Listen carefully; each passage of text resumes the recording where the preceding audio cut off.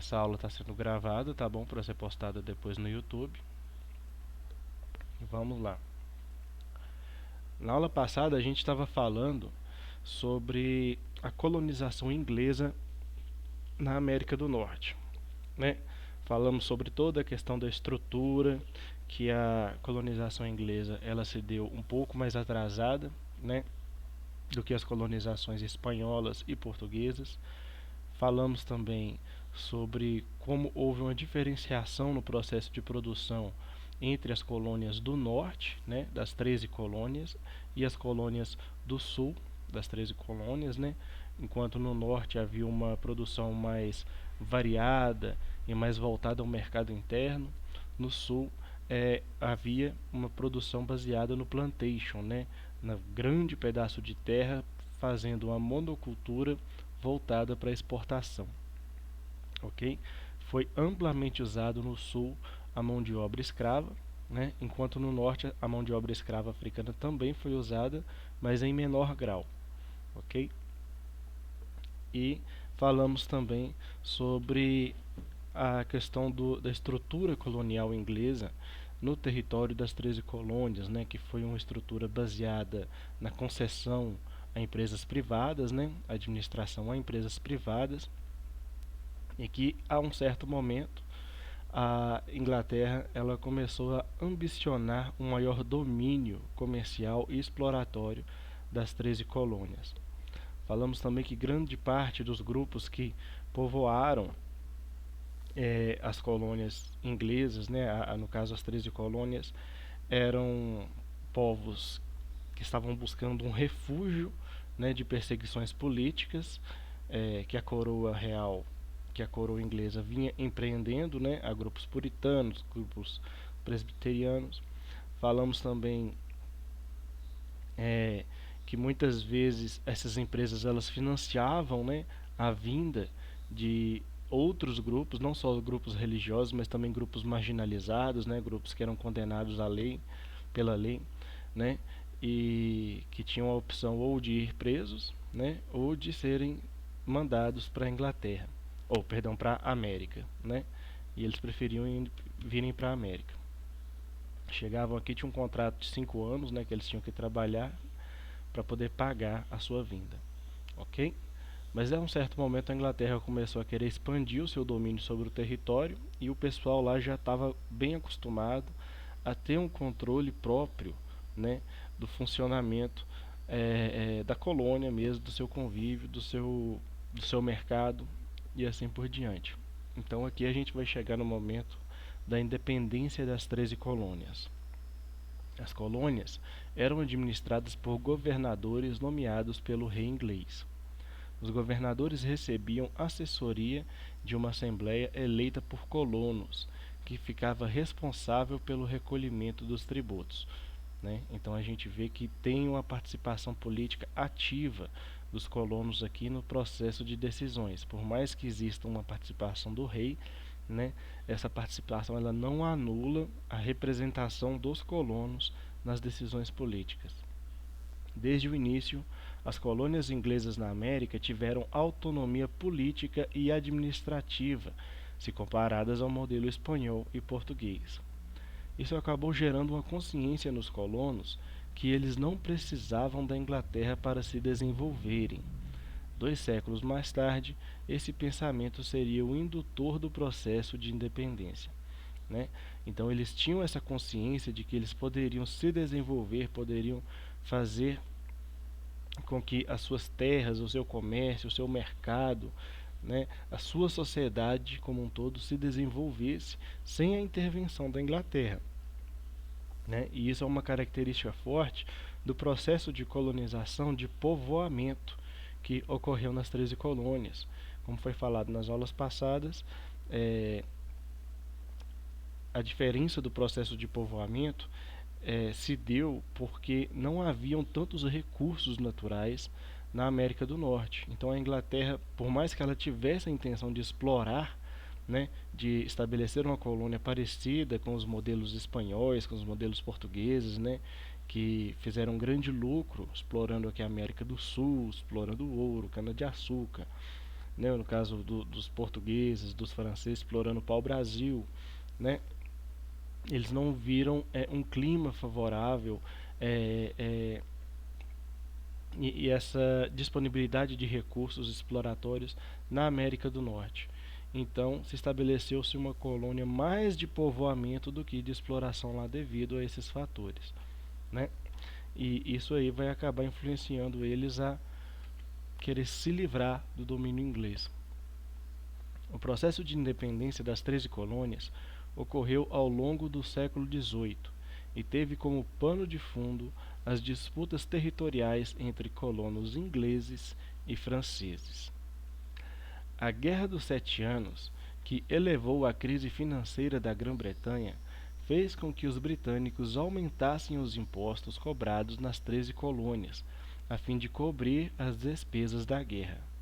Além disso, os colonos também receavam que a metrópole não os socorreria em casos de ataques indígenas, o que acabou provocando um sentimento de que haviam sido esquecidos pela metrópole, né?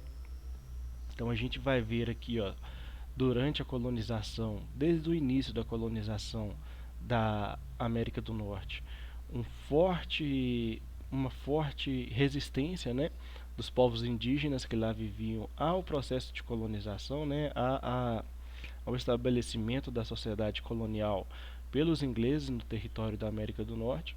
Isso aí vai gerar uma série de conflitos, né, que vai marcar todo o processo da colonização inglesa na América, ok?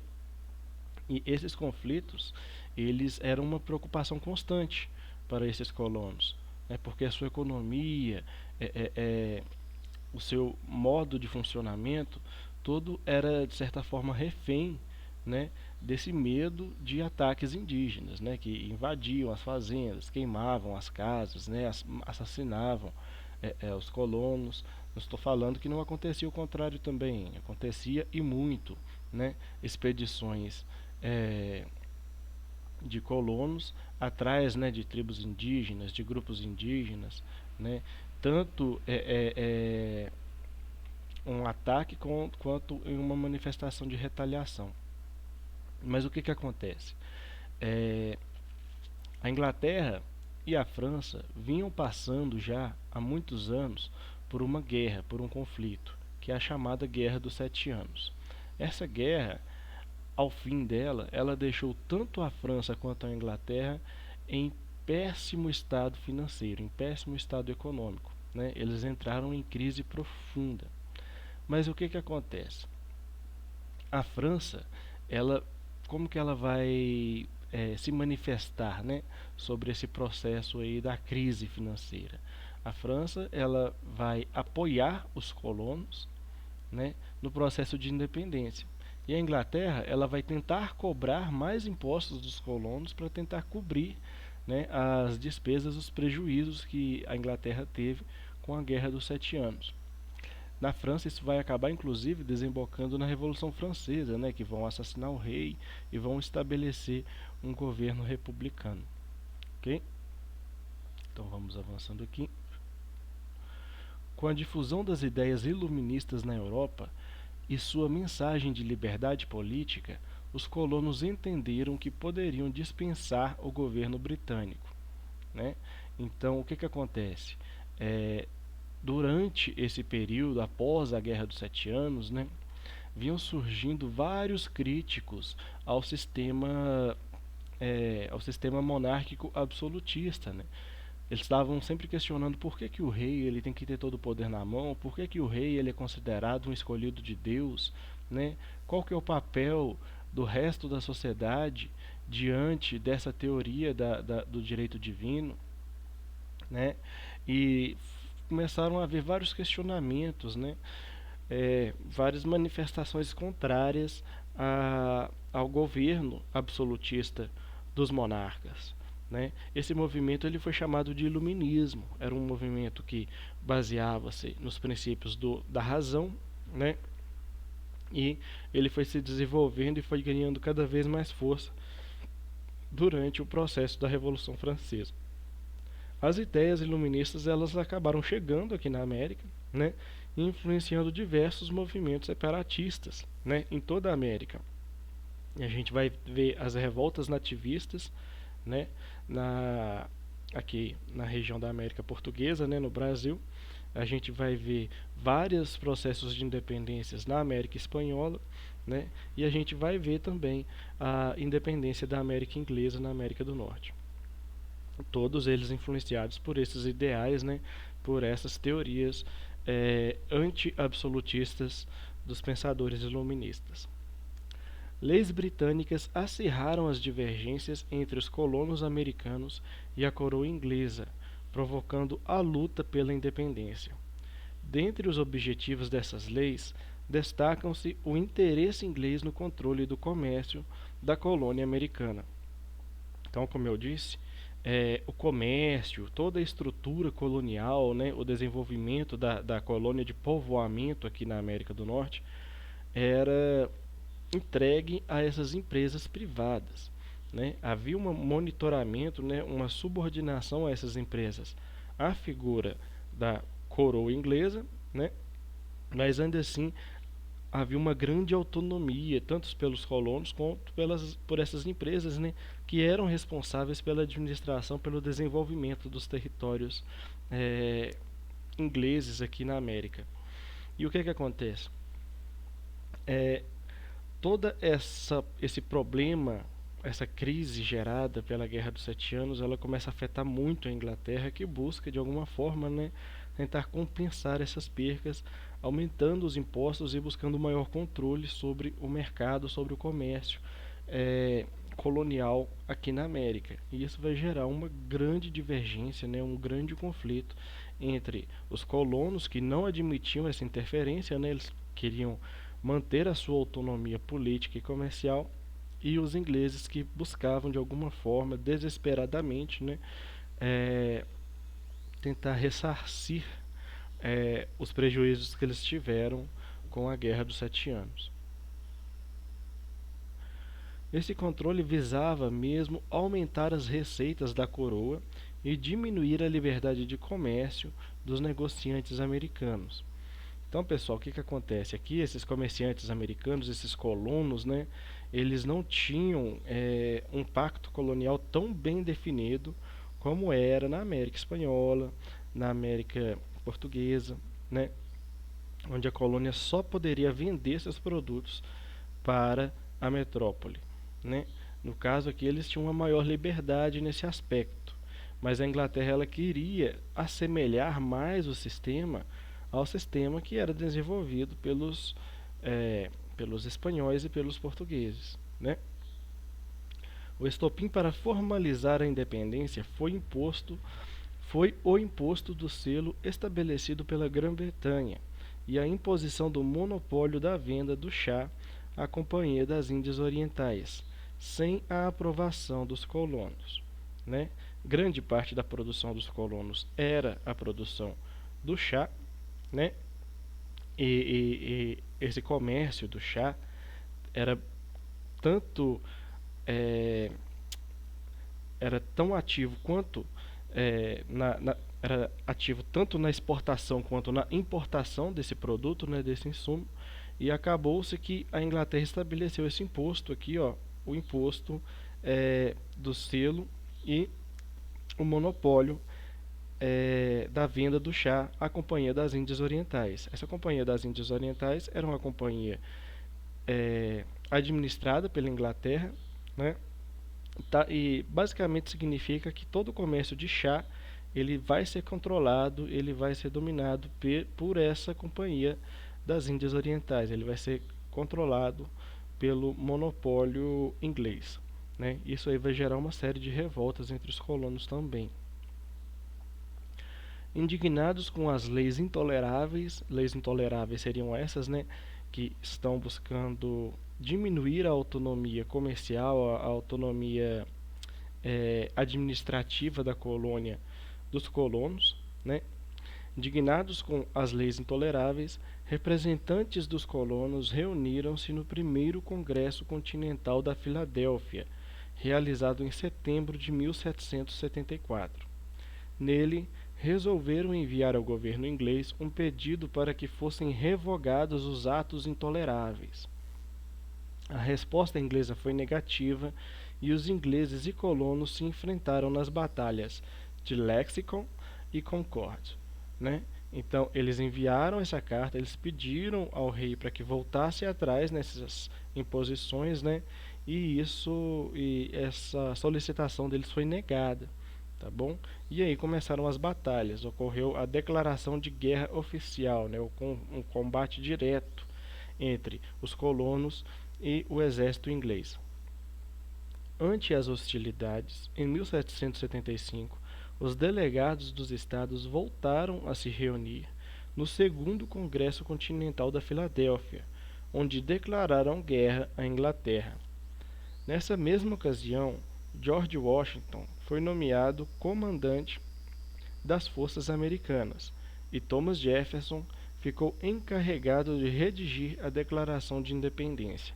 Então aqui eles já estavam completamente motivados, né, a se afastar do controle inglês definitivamente, né, a estabelecer a independência. E aqui a gente vai começar a surgir também, né, nesse evento aqui da independência, certos nomes importantes para a história americana, né, George Washington, né, Thomas Jefferson. Vamos lá.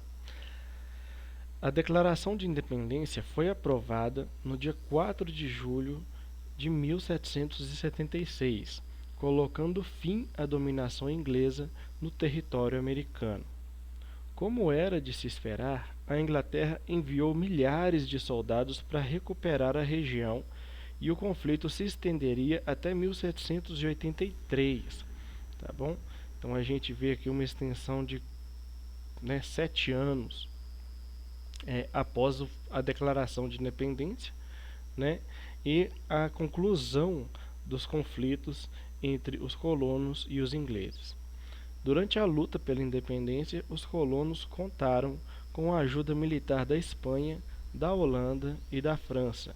Então, pessoal, a gente pode destacar principalmente aqui, ó, a participação da França, né, que já vinha enfrentando o conflito da Guerra dos Sete Anos, como foi mencionado, né, e tinha um interesse profundo em prejudicar a Inglaterra mesmo. A França também estava quebrada, também estava com problemas financeiros, mas ainda assim mobilizou recursos para ajudar os colonos a enfrentarem os ingleses, né, a enfrentarem os ingleses com o objetivo de afetar a Inglaterra. A Inglaterra foi derrotada e reconheceria a independência dos Estados Unidos através do Tratado de Paris em 1783. Ok? Então, 1783. Em 1776 ocorreu a Declaração de Independência. 7 anos depois, em 1783, ocorre o reconhecimento da independência americana pelos ingleses. Consequências da Revolução Americana.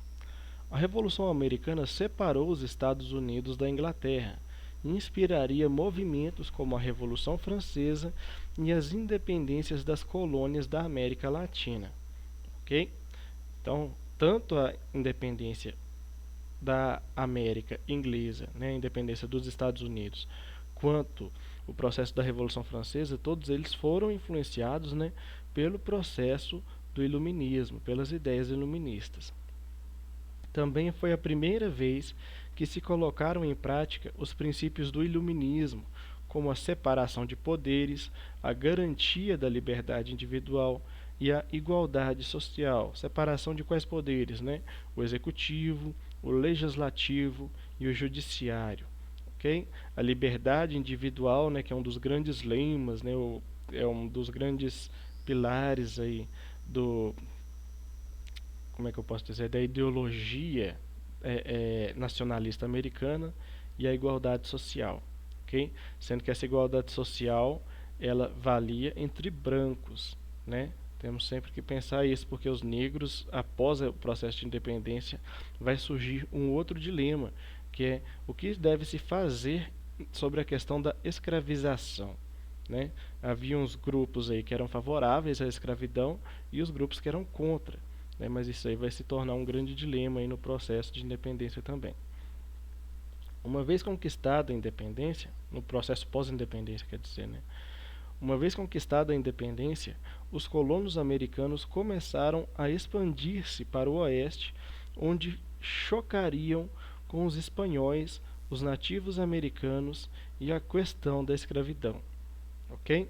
Então vai ser durante esse processo de independência, né, depois que a independência foi conquistada, que eles vão expandir o seu território para o oeste, ok? Só tentando achar aqui uma imagem para a gente ver. Aqui a gente tem uma representação das 13 colônias, né? Percebemos que elas ficam todas aqui na costa leste, né? E após a conquista da independência, elas vão começar a buscar se expandir da costa leste aqui para o resto do continente, da região norte, né, do continente americano.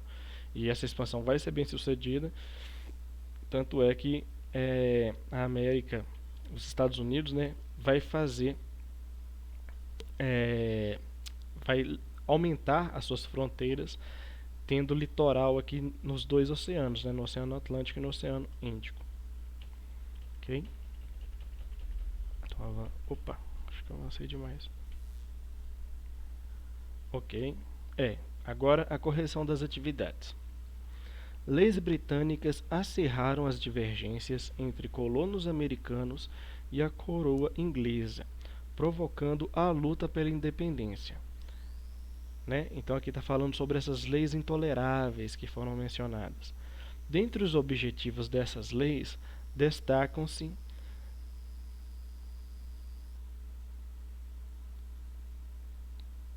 que a Júlia saiu aí, acho que caiu a conexão dela.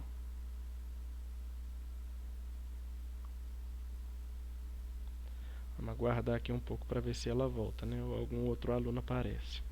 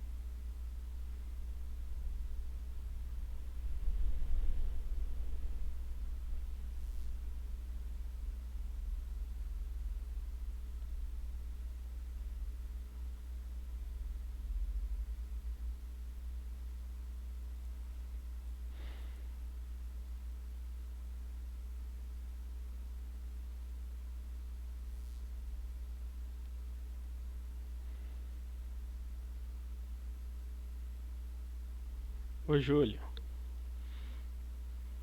caiu aí a conexão? Caiu. Beleza, que bom que deu para voltar. Aí, né, voltando aqui a correção, a questão: leis britânicas acirraram as divergências entre colonos americanos e a coroa inglesa, né? Essas leis intoleráveis, as leis que estabeleciam um maior controle da Inglaterra sobre a colônia, provocando a luta pela independência, né? A partir do momento que os colonos não aceitam esse controle, esse aumento do controle inglês sobre o território da colônia, né, vão se iniciar o processo de dependência, né, a luta pela independência, como a gente viu aqui. Dentre os objetivos dessas leis, das leis intoleráveis, as leis britânicas, dentre os objetivos destacam-se: a alternativa correta seria a letra A, tá bom? Aumentar a receita real, impedir o contrabando e o comércio intercolonial e recuperar a Companhia das Índias Orientais. Ok? Seria a número 1 seria a letra A. A questão 2. A conquista colonial inglesa resultou no estabelecimento de 3 áreas com características diversas na América do Norte. Com relação às chamadas colônias do Sul, é correto afirmar. Então aqui está falando, né, sobre essas 3 áreas que foram destacadas na aula anterior, né, que seriam as colônias do Norte, as colônias do Centro e as colônias do Sul. As colônias do Norte, elas eram mais caracterizadas por uma policultura, né, ou seja, eles produziam vários produtos destinados ao mercado interno, ok? As colônias do centro, elas vão fazer uma produção mais variada, mas eles vão conseguir ter uma exportação maior também, ok? E vai ter um maior índice também de mão de obra africana escravizada. E nas colônias do sul, a produção vai ser basicamente para exportação. Vai ser uma produção baseada nos princípios do plantation mesmo, né? Um grande pedaço de terra produzindo uma monocultura, né? Ou seja, só um produto que é plantado, seja cana-de-açúcar, seja algodão, seja chamate, o que tabaco, né? O que for.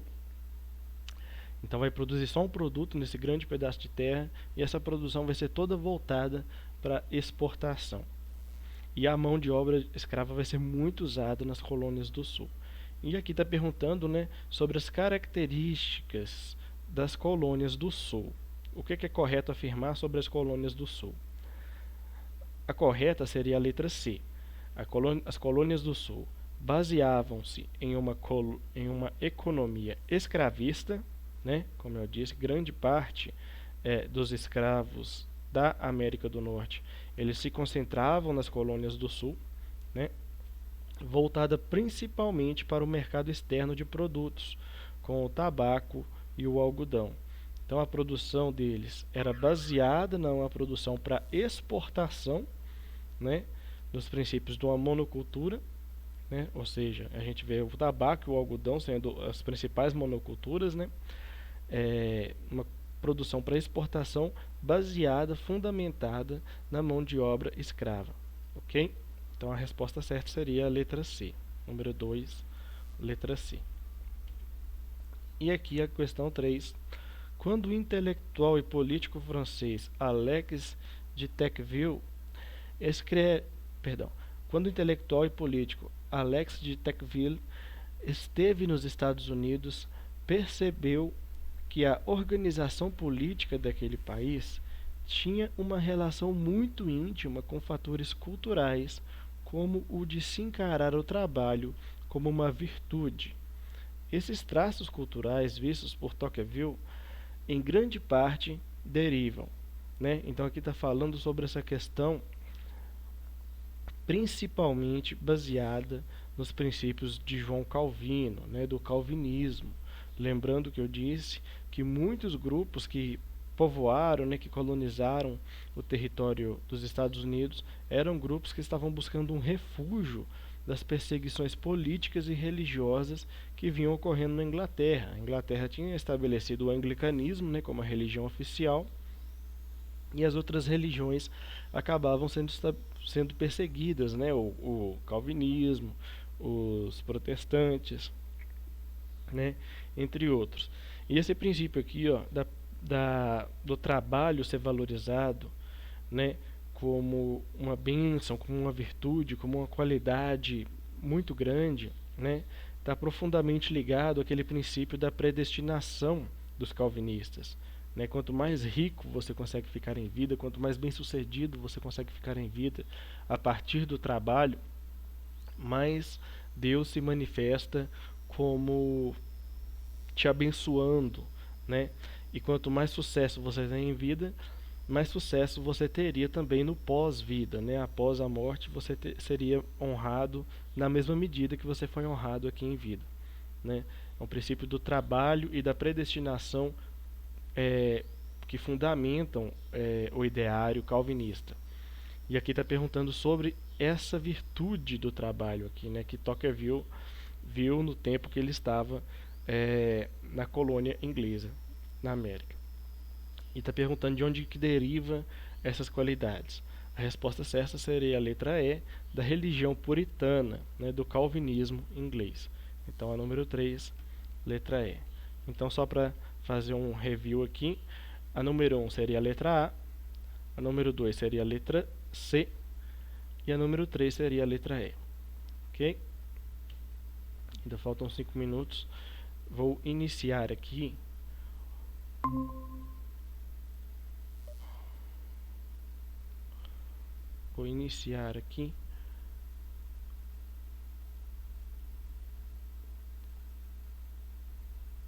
o tema da próxima aula, da semana 4 do PET complementar. Júlia, você está conseguindo fazer as atividades todas? Aham, tô conseguindo sim. Conseguiu acessar lá o Conexão Escola? Consegui. Beleza. Qualquer dúvida que você tiver, tá? Se algum dia você tiver alguma dificuldade, você pode estar enviando por e-mail também. Só não pode ficar sem fazer.